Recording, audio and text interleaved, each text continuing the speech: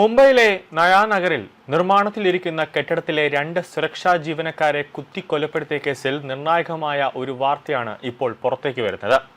ആക്രമണം ഞെട്ടിപ്പിക്കുന്നതാണെങ്കിലും പ്രതിയായ സൈബ് ഹുസൈൻ അൻസാരി ഇസ്ലാമിന്റെ അടിസ്ഥാന പ്രമാണങ്ങളായ കൽമ ചൊല്ലാൻ ഗാർഡുകളോട് ആവശ്യപ്പെട്ടതോടെയാണ് ഇയാൾ തീവ്രവാദിയാണെന്ന് കേന്ദ്ര ഏജൻസികൾ ഇപ്പോൾ ഉറപ്പിച്ചു പറയുന്നത്. അതായത് പഹൽഗാം മോഡൽ തീവ്രവാദ ആക്രമണമാണ് മുംബൈയിൽ 2 സെക്യൂരിറ്റി ജീവനക്കാർക്ക് നേരെ ഉണ്ടായത് എന്നാണ് ഇപ്പോൾ ദേവേന്ദ്ര ഫട്നാവിസും കേന്ദ്ര ഏജൻസിയും ഇപ്പോൾ പറയുന്നത്. ദേശീയ അന്വേഷണ ഏജൻസി ഉൾപ്പെടെയുള്ള കേന്ദ്ര ഏജൻസികൾ ഇപ്പോൾ വ്യക്തമായി അല്ലെങ്കിൽ വിശദമായി തന്നെ അന്വേഷണം നടത്തി വരികയാണ്.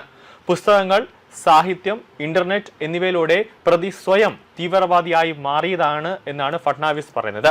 ദേവേന്ദ്ര ഫട്നാവിസ് തന്നെ, അതായത് സർക്കാർ തന്നെ ഔദ്യോഗികമായി ഇയാൾ തീവ്രവാദിയാണെന്ന് വ്യക്തമായി തന്നെ പറഞ്ഞിരിക്കുകയാണ്. പ്രതി മറ്റു മതങ്ങളിൽ നിന്നുള്ള വ്യക്തികളെ ലക്ഷ്യമിട്ട് ജിഹാദി ലക്ഷ്യത്തോടെയാണ് പ്രവർത്തിച്ചതെന്ന് അദ്ദേഹം പറയുന്നുണ്ട്. കൂടാതെ നിലവിൽ ദേവേന്ദ്ര ഫട്നാവിസ് പുറത്തുവിട്ടിരിക്കുന്നത് ഇവരുടെ പിന്നിൽ ആരൊക്കെയാണെന്നും മുംബൈയിലെ മറ്റു സ്ഥലങ്ങൾ ഇവർ ലക്ഷ്യം വച്ചിട്ടുണ്ടോ എന്ന് അന്വേഷിക്കാനാണ് നിർദ്ദേശം നൽകിയിട്ടുള്ളത്. അതായത് ഈ 2 സെക്യൂരിറ്റി ജീവനക്കാരനെ കൊലപ്പെടുത്തിയത് സർക്കാരിന്റെയും പോലീസിന്റെയും കേന്ദ്ര ഏജൻസികളുടെയും ശ്രദ്ധ തിരിക്കാൻ വേണ്ടിയാണോ, അതുവഴി അതായത് മുംബൈയിലെ മറ്റ് തന്ത്രപ്രധാനമായ സ്ഥലങ്ങൾ അല്ലെങ്കിൽ മറ്റേതെങ്കിലും വസതിയിൽ ഇവരെ ഏതെങ്കിലും ഒരു ആക്രമണം നടത്താനായിട്ട് ലക്ഷ്യമിട്ടിട്ടുണ്ടോ എന്ന് അതായത് വ്യാപകമായ ഒരു പരിശോധന നടത്താനാണ് ദേവേന്ദ്ര ഫട്നാവിസ് ഇപ്പോൾ ATSനോട് നിർദ്ദേശം നൽകിയത്. ഈ കൊലപാതകം ശ്രദ്ധ തിരിക്കാൻ വേണ്ടിയാണ് എന്നൊരു സംശയം NIA ഉൾപ്പെടെ പ്രകടിപ്പിക്കുന്നുണ്ട്. കൂടാതെ മറ്റുള്ളവരും സമാനമായ രീതിയിൽ തീവ്രവാദത്തിലേക്ക് നീങ്ങിയിട്ടുണ്ടോ എന്നും ഇയാളുടെ കൂടെ ആരൊക്കെ ഉണ്ട് എന്ന് അന്വേഷിക്കാനും ഇപ്പോൾ അന്വേഷണ ഉദ്യോഗസ്ഥർ ഒരു നീക്കം നടത്തുകയാണ്. അന്വേഷണത്തിൽ തീവ്രവാദ വിരുദ്ധ സ്ക്വാഡും ചേർന്നിട്ടുണ്ട്. പ്രതി വിദേശത്ത് സമയം ചെലവഴിച്ചിരുന്നുവെന്നും ഇയാളുടെ കുടുംബം ഇപ്പോൾ അമേരിക്കയിലാണ് താമസിക്കുന്നതെന്നും കണ്ടെത്തിയിട്ടുണ്ട്.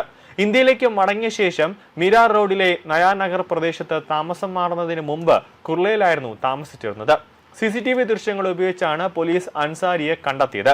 നയാനഗറിലെ വാടക വീട്ടിൽ നിന്ന് 90 മിനിറ്റിനുള്ളിൽ അറസ്റ്റ് ചെയ്തിട്ടുണ്ട്. നയാനഗർ പോലീസ് സ്റ്റേഷനിൽ കേസ് രജിസ്റ്റർ ചെയ്ത് ഇപ്പോൾ അന്വേഷണം നടത്തി വരികയാണ്. കൂടുതൽ അന്വേഷണ സംഘം നടത്തിയ അന്വേഷണത്തിൽ അൻസാരി പതിവായി ISIയുമായി ആശയവിനിമയം നടത്താറുണ്ടെന്നും കൂടാതെ ISIയുമായി ബന്ധപ്പെട്ട പ്രചാരണ ഉള്ളടക്കം ഓൺലൈനിൽ ഉപയോഗിക്കുന്നുണ്ടെന്നും കണ്ടെത്തിയിട്ടുണ്ട്. കൂടാതെ ഇയാൾ ISIയുമായി ബന്ധപ്പെട്ടുള്ള ലഘുരേഖകൾ, അതോടൊപ്പം തന്നെ പ്രചാരണങ്ങൾ അതെല്ലാം തന്നെ ഓൺലൈനിൽ ഒരു ഗ്രൂപ്പ് ഉണ്ടാക്കി മറ്റുള്ളവർക്കും ഇയാൾ പങ്കുവച്ചതായും കണ്ടെത്തിയിട്ടുണ്ട്. തീവ്രവാദ പ്രത്യയശാസ്ത്രത്താൽ സ്വാധീനിക്കപ്പെട്ടതാണോ അതോ ആരുടെയെങ്കിലും മുഖേന തീവ്രവാദത്തിലേക്ക് എത്തിപ്പെട്ടതാണോ അൻസാരി എന്നതും NIA പ്രാഥമികമായി തന്നെ അന്വേഷിക്കുന്നുണ്ട്. കൂടാതെ ഇയാളുടെ മൊബൈൽ ഫോണിൽ നിന്ന് ലഭിച്ച ഫോട്ടോകൾ, വീഡിയോകൾ, മറ്റ് രേഖകൾ അടക്കം അന്വേഷണ സംഘം ഫോറൻസിക് പരിശോധനയ്ക്കായി അയച്ചിട്ടുണ്ട്. 2019 വരെ അമേരിക്കയിൽ പഠിച്ച അൻസാരി പിന്നീട് ഇന്ത്യയിലേക്ക് മടങ്ങി വരികയായിരുന്നു. അവിടെ മിരാർ റോഡിൽ ഒറ്റയ്ക്ക് താമസിച്ചാണ് വന്നത്. മെയ് 5-നകം വാടക ഫ്ളാറ്റ് ഒഴിയാൻ ഉടമസ്ഥൻ അടുത്തിടെ അദ്ദേഹത്തോട് ആവശ്യപ്പെട്ടിരുന്നു.